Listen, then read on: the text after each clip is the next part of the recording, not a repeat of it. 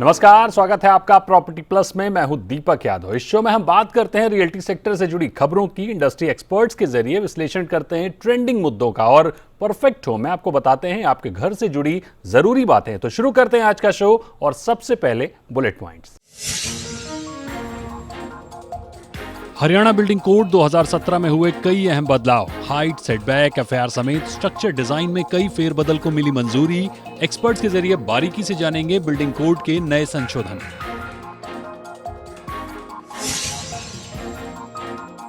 क्यों रेरा में रजिस्ट्रेशन करवाने से कतरा रहे हैं दिल्ली के डेवलपर? छोटे प्लॉट में रेरा रजिस्ट्रेशन को लेकर घर खरीदारों को गुमराह कर रहे हैं बिल्डर। दिल्ली रेरा का नोटिस, नियमों की स्पष्टता के साथ डेवलपर्स को चेतावनी, घर खरीदारों को किया सतर्क।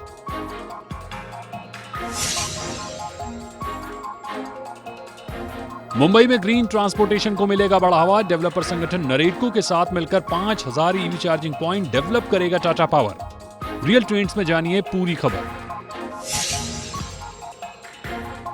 छोटे शहरों में मजबूत मांग को लेकर टियर 2 और 3 शहरों की ओर बढ़ा डेवलपर्स का फोकस। क्रेडाई के चौथी न्यू इंडिया समिट में छोटे शहरों के रियल एस्टेट में चुनौतियों और संभावनाओं पर हुआ मंथन। जुटे देश भर के 500 से ज्यादा डेवलपर्स। बुलेट पॉइंट्स के बाद अब रुक करते हैं रियल ट्रेंड्स का। हरियाणा सरकार ने हरियाणा बिल्डिंग कोड 2017 में संशोधन किया है। इस संशोधन के मुताबिक अगर आप हरियाणा में कहीं घर खरीद रहे हैं या नया घर बनवा रहे हैं या फिर पुराने घर के स्ट्रक्चर में फेरबदल कर रहे हैं तो ground coverage, height, floor area ratio, front और रियर सेटबैक समेत बालकनी को लेकर नए नियम आ गए हैं। क्या नियम है, उनका आप पर क्या असर पड़ेगा, कहीं आप जो निर्माण कर रहे हैं वो अनियमित तो नहीं हो जाएगा? इन्हीं सब बातों को समझने की कोशिश करेंगे। हमारे साथ जुड़े हैं दो खास मेहमान, Dikshu Kukreja, managing principal, CP Kukreja architects, और प्रदीप मिश्रा, रियल्टी एक्सपर्ट। आप दोनों मेहमानों का बहुत बहुत स्वागत है जी बिजनेस पर। मेरा पहला सवाल प्रदीप जी आपसे, पहले तो ये बताइए कि हरियाणा बिल्डिंग कोड 2017 के नए संशोधन में क्या कुछ बदलाव किया गया है? देखिए दीपक, ओवरऑल देखिए तो कोई बहुत ज्यादा बदलाव नहीं है। यहाँ पे सिर्फ चैप्टर 6 और 7 के अंदर थोड़े बदलाव किए गए हैं, जिसमें कि ग्राउंड फ्लोर कवरेज को लेकर, हाइट को लेकर और फ्रंट और रियर सेटबैक जो प्लॉट का होता है उसको लेकर कुछ बदलाव किए गए हैं। अगर 250 से 350 की बात करें तो 3 मीटर फ्रंट, 3 मीटर रियर, इसमें भी कोई बदलाव नहीं है। अभी भी ये सेम एज इट इज है। लेकिन जो इससे बड़े प्लॉट थे 350 से जो बड़े प्लॉट हैं उनकी बात करें, जो 500 स्क्वायर मीटर तक के, जहां पहले 4 फ्रंट और 4 रियर में था, वो अब 3 और 3 मीटर कर दिया गया है। तो ये भी थोड़ा सा कम किया। तो यहाँ पर इन प्लॉट ओनर्स को भी थोड़ा फायदा मिलता नजर आ रहा है। दीक्षु जी आपके पास आते हैं। हरियाणा बिल्डिंग कोड के इन संशोधन को देखें तो ग्राउंड कवरेज बढ़ा है, सेटबैक कम हुआ है, हाइट बढ़ी है, तो क्या यह मान लिया जाए कि अब डिजाइन थोड़े कंजेस्टेड हो जाएंगे क्योंकि सीढ़ियों की जो चौड़ाई है वो भी कम हो गई है? दीपक जी, इसमें ये बात तो है कि एक तो जिस तरीके से सोसाइटी के और शहर के ऊपर लैंड प्रेशर्स आते हैं तो टाइम टू टाइम बायलॉज के बदलने की जरूरत पड़ती है। ये हमने विश्व में हर बड़े शहर में देखा है। तो उस पॉइंट ऑफ व्यू से मैं अंडरस्टैंड और एक्सेप्ट करता हूँ ये बात कि रूल्स चेंज हो रहे हैं, लेकिन रूल्स कुछ इस तरीके से भी होना चाहिए कि केवल इसीलिए नहीं कि पास्ट में प्रॉब्लम्स क्या रही हैं, बट ये देखते हुए कि आने वाले समय में हम किस तरीके का हैबिटेट देना चाहते हैं लोगों को।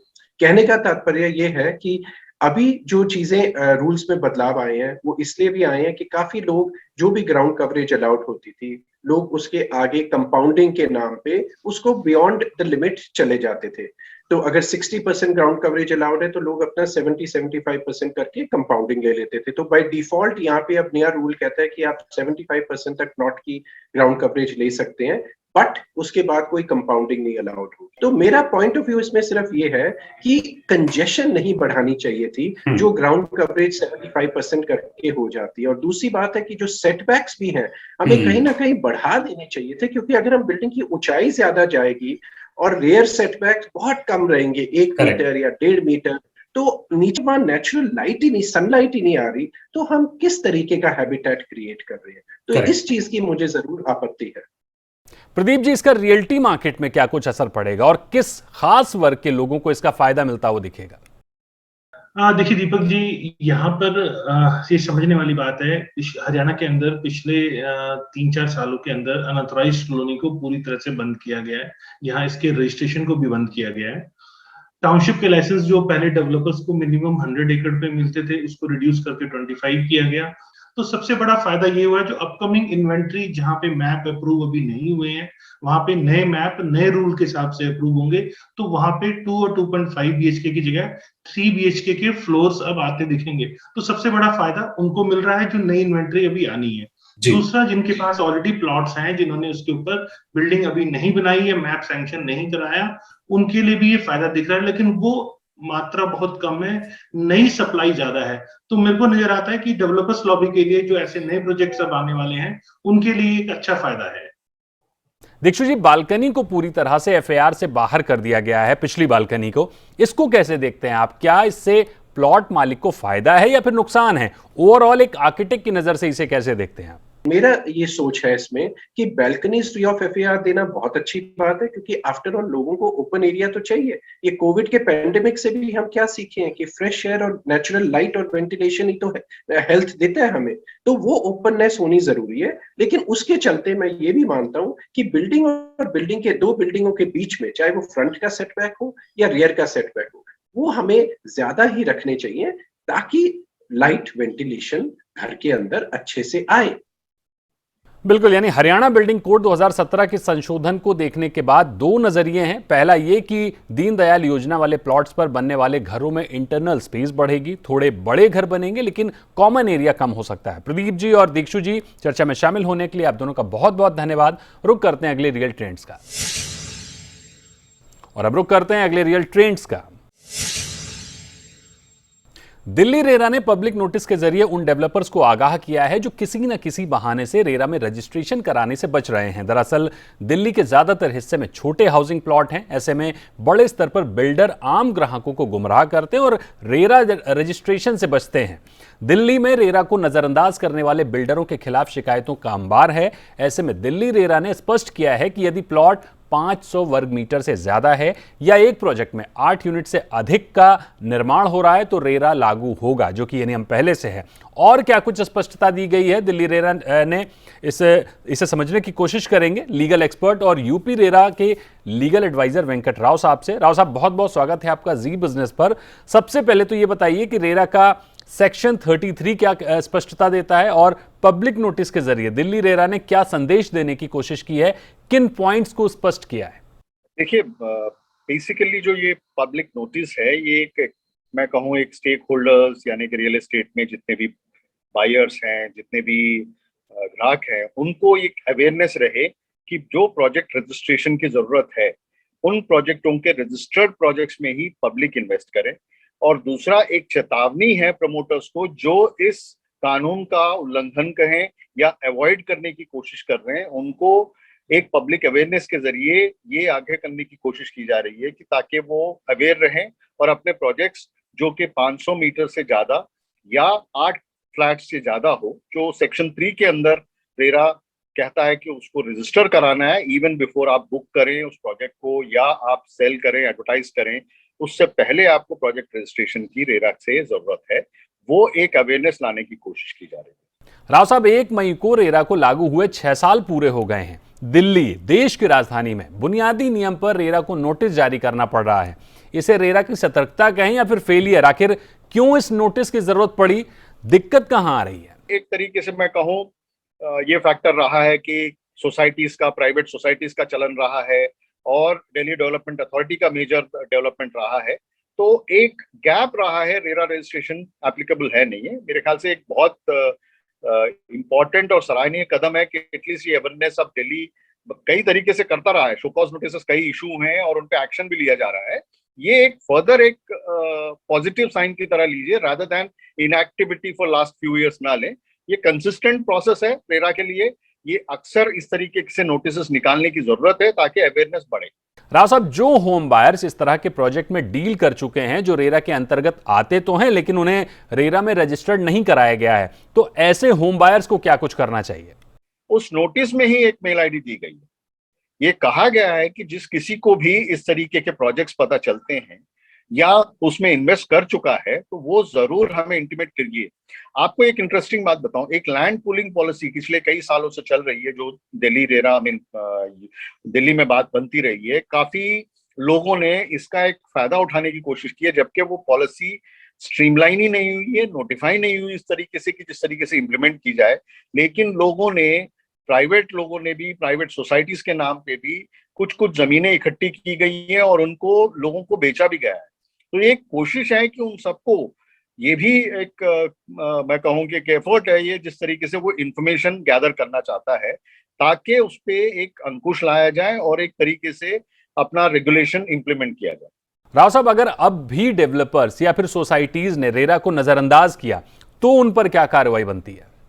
तो जी इसमें दो तरीके की चीजें हैं। देखिए, एक तो कुछ सोसाइटीज हैं, कुछ है जो पर्पस उनका ये होता है कि उनके अपने वेलफेयर ऑफ द एम्प्लॉइज, यानी कि चाहे आर्मी वेलफेयर की वजह से स्टाफ के लिए उन्होंने प्रमोट करके कुछ सेगमेंट बनाना चाहते हैं।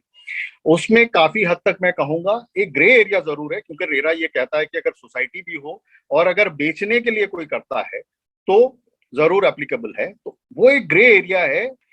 उन पे जरूर मेरे ख्याल से इस तरीके का अंकुश की जरूरत है, क्योंकि इवेंचुअली ये ग्रुप ऑफ पीपल जो होते हैं, जो सोसाइटी में 5-7 लोग जो मेंबर बन के इनको कंट्रोल करते हैं, वो एक्चुअली एक डेवलपर ही है, एक प्रमोटर ही है। उन्होंने एक in the garb of this thing they have done it, so therefore उस जगह पे मेरा मानना है कि अंकुश की जरूरत है, and that is what RERA is trying. बिल्कुल, यानी गौर करने वाली बात यह है कि दिल्ली रेरा ने इस नोटिस के जरिए होम बायर्स को आगाह किया है, तो वहीं रेरा की अनदेखी करने वाले बिल्डरों को चेतावनी दी है। लेकिन बड़ा सवाल अब भी बना हुआ है कि रेरा लागू होने के 6 साल बाद भी अगर बिल्डर रेरा की अनदेखी कर रहे हैं तो कमी कहां रह गई है?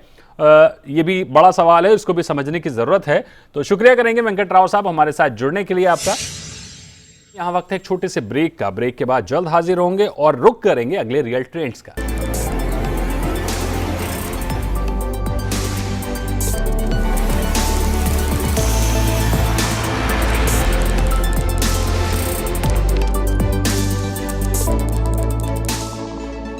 वेलकम बैक, आप देख रहे हैं प्रॉपर्टी प्लस और आज हम प्रॉपर्टी प्लस में रियल ट्रेंड्स में अलग अलग ट्रेंड्स का जिक्र कर रहे हैं और अब अगला रियल ट्रेंड्स क्या है उसको देखते हैं।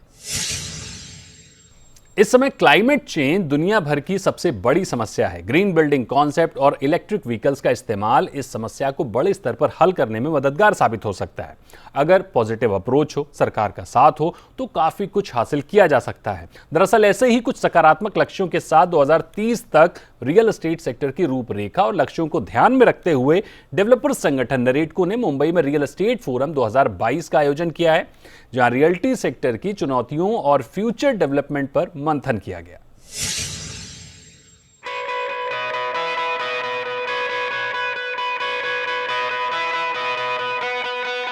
ग्रीन एनर्जी को बढ़ावा देने के लिए नरेटको और टाटा पावर ने मिलकर शानदार पहल की है। नरेटको के सदस्य डेवलपर्स और टाटा पावर ने मुंबई में 5000 ईवी चार्जिंग पॉइंट्स के लिए करार किया है। इसी के साथ इस दशक यानी 2030 तक रियल एस्टेट सेक्टर से जुड़ी चुनौतियों और निवेश के मौकों पर इंडस्ट्री के दिग्गजों ने चर्चा की। ये डेकेड में आप क्या चेंजेस देखोगे, आप पैसा कहाँ लगाओगे, कौन से सेक्टर्स में ज़्यादा ग्रोथ होगी, ऑफिस स्पेस कितना बढ़ेगा, रेजिडेंशियल में ग्रोथ क्या होगी, एंड कस्टमर सेंट्रिसिटी रखते हुए उस टॉपिक के ऊपर एंड सस्टेनेबिलिटी कंस्ट्रक्शन के साथ how we can keep the environment green and sustainable, वो हम कोशिश कर रहे हैं। रियल एस्टेट फोरम 2022 में महाराष्ट्र के पर्यटन मंत्री आदित्य ठाकरे, रेवेन्यू मिनिस्टर समेत देश के 450 से ज्यादा डेवलपर्स मौजूद रहे। इस दौरान डेवलपर्स ने राज्य में ईज ऑफ डूइंग को बेहतर करने और डेवलपर्स के तमाम मुद्दों पर सरकार का ध्यान खींचने की कोशिश की। कोई डेवलपर्स हैं जो बोल रहे थे कि भाई उनका जो ऑक्यूपेशन सर्टिफिकेट नहीं आ रहा है या कोई क्लियरेंस डिपार्टमेंट से नहीं आ रहे, तो वो कैसे महारेरा के अंदर वो कानून में बदलाव लेके आए कि जहां महारेरा के अध्यक्ष जैसे अभी अजय मेहता है, तो उनको वो भी म्यूनसिपैलिटी वगैरह वगैरह को बात कर सके, प्लानिंग अथॉरिटी से बात कर सके और जो भी प्रॉब्लम्स हैं बिल्डिंग के में वो भी सुझाव दे सके और उसका कुछ हल कर सके। तो ये मेन जो बात थी वो वही है कि ईज़ ऑफ डूइंग बिजनेस में हम कैसे ये रफ्तार से हम सब काम करें। बीते साल स्टैम्प ड्यूटी छूट के साथ डेवलपर्स ने ग्राहकों को अच्छे डिस्काउंट दिए, जिसके चलते महाराष्ट्र में घरों की रिकॉर्ड बिक्री देखने को मिली थी।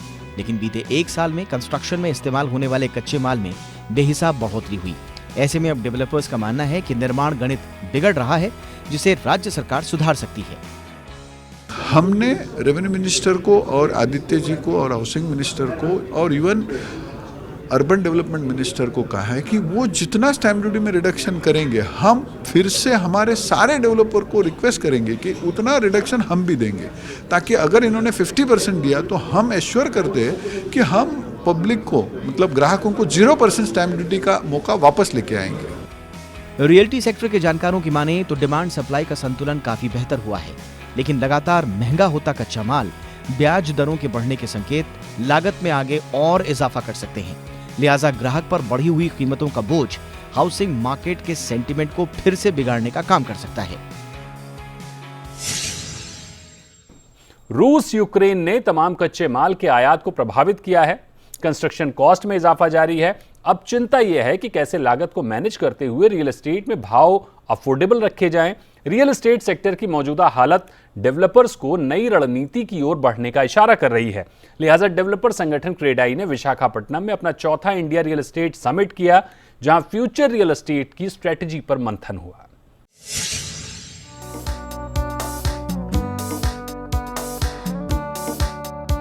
जब 5 ट्रिलियन इकोनॉमी की बात होती है तो रियल एस्टेट सेक्टर की ओर ध्यान जरूर जाता है, क्योंकि रियल्टी सेक्टर के साथ 250 से ज्यादा उद्योग फलते फूलते हैं।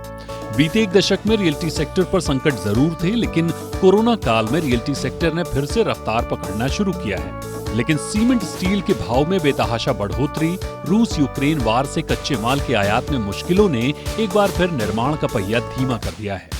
लेकिन वर्क फ्रॉम होम और रिमोट वर्क के चलते छोटे शहरों में मांग बढ़ी है। लिहाजा अब डेवलपर्स टियर 2, टियर 3 शहरों में रियल्टी सेक्टर में डिमांड, अपॉर्चुनिटी और चैलेंजेस को लेकर मंथन कर रहे हैं। लेकिन कच्चे माल की बढ़ती कीमतों ने डेवलपर्स के प्रॉफिट मार्जिन के गणित को बिगाड़ दिया है। डेवलपर्स फिर भी मांग को लेकर बुलिश दिख रहे हैं और भाव के साथ समीकरण बिठाने की कोशिश कर रहे हैं। डिस्पोजेबल इनकम भी हाथ में बढ़ रही है, तो अगर वो बैलेंस किया जाए तो रियल एस्टेट के दाम अगर लास्ट 10 साल से आप कैलकुलेट करें तो इतनी नहीं बढ़ी है। डेवलपर ने काफ़ी हद तक अब्जॉर्ब किया है, तो थोड़ा रूम है और हर चीज़ का दाम बढ़ रहा है। आज समझिए आप अगर टीवी खरीद रहे हैं, गाड़ी खरीद रहे हैं और कुछ भी खरीद रहे हैं, सब तो आपको इंक्रीज प्राइस पे मिल रहा है। सो ये एक इनएविटेबल फिनोमेना है। When we are in a inflationary economy, तो डेवलपर पूरा चीज़ अब्जॉर्ब नहीं कर पाएगा, ये संभव है नहीं है। बट डेफिनेटली ये भी नहीं है कि आज के बाद कल ही कोई 15%, 20% ग्रेजुअली प्राइस इंक्रीज लगता होगा, और अगर कूल ऑफ हो जाता है इनपुट कॉस्ट तो फिर हम सस्टेन भी कर सकते हैं। रियल्टी सेक्टर में करीब एक दशक से चली आ रही विराट समस्या है फंडिंग की। सरकार के अनुमान के मुताबिक देश भर में 1500 प्रोजेक्ट्स में करीब 4.5 लाख घर फंड की कमी से अटके हैं। ऐसे में नए प्रोजेक्ट्स पर भी बैंक, एनबीएफसी फंड करने से कतराते हैं। तो बड़ा सवाल ये बनता है कि कैसे टियर 2, टियर 3 शहरों में प्रोजेक्ट्स को आसानी से फंड मिल सके, जिसको लेकर डेवलपर संगठन क्रेडाई ने अपने चौथे न्यू इंडिया समिट में बैंकों के साथ तालमेल बिठाने की कोशिश की। जो बड़ी एनबीएफसीज हैं, फाइनेंशियल इंस्टीट्यूशंस हैं, उनका एक्सेसिबिलिटी टियर 2, टियर 3 में कम है। उनकी मॉनिटरिंग कॉस्ट ज़्यादा पड़ती है टियर 2, 3 में, but banks are a very good source of capital for tier 2 and tier 3।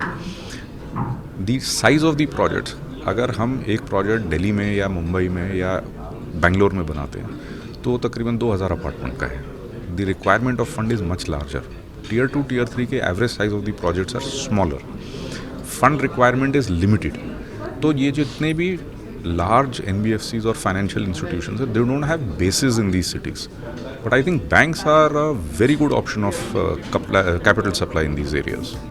अब छोटे शहरों में रियल एस्टेट की संभावनाओं पर बात होती है तो वहां की चुनौतियों को अनदेखा नहीं किया जा सकता। आज भी देश भर के ज्यादातर छोटे शहरों में बेहतर इंफ्रास्ट्रक्चर की कमी है। कमर्शियल एक्टिविटी को लेकर भी छोटे शहर दिल्ली, मुंबई, चेन्नई और बेंगलुरु जैसे शहरों का मुंह ताकते हैं। लिहाजा अब छोटे शहरों के डेवलपर्स को भी बड़े शहरों के डेवलपर्स का साथ मिल रहा है। हालांकि चुनौतियां अभी भी काफी हैं। अभी क्या हो रहा है, लैंड कॉस्ट बढ़ रहा है, सो अफोर्डेबिलिटी होना बोलो तो बहुत ज़्यादा बिल्ड करना पड़ता है। तो ज़्यादा बिल्ड करना, अपर फ्लोर्स करना, I mean multi storey building करना बोलो तो टेक्नोलॉजी चाहिए। और वॉल्यूम्स भी बढ़ रहा है, सेल्स भी। पहले रेफरल में सेल्स होता था, अभी ऐसा नहीं। सेल करना बोलो तो you have to use some technology, मतलब tools, some tools like social media में कैसे करेगा, मार्केटिंग कैसे करेगा, ब्रांडिंग कैसे करेगा, ये पूरा ये छोटे शहर लोगों को कैसे कर सकता है, ये मुख्य उद्देश्य न्यू इंडिया समिट का। हालांकि इसमें कोई संदेह नहीं है कि छोटे शहरों में घरों की शानदार मांग है। शायद यही वजह है कि अब देश के नामी डेवलपर्स भी छोटे शहरों में अपनी जगह बना रहे हैं। तो ये था आज का प्रॉपर्टी प्लस, जहां हमने प्रॉपर्टी सेक्टर से जुड़ी कुछ अहम खबरों पर आपका ध्यान खींचने की कोशिश की। आपको ये शो कैसा लगा हमें जरूर बताइए। आप हमें ईमेल के जरिए, सोशल मीडिया के जरिए संपर्क कर सकते हैं। जल्द हाजिर होंगे अगले शो में रियल्टी सेक्टर की कुछ और खबरों के साथ। तब तक के लिए नमस्कार।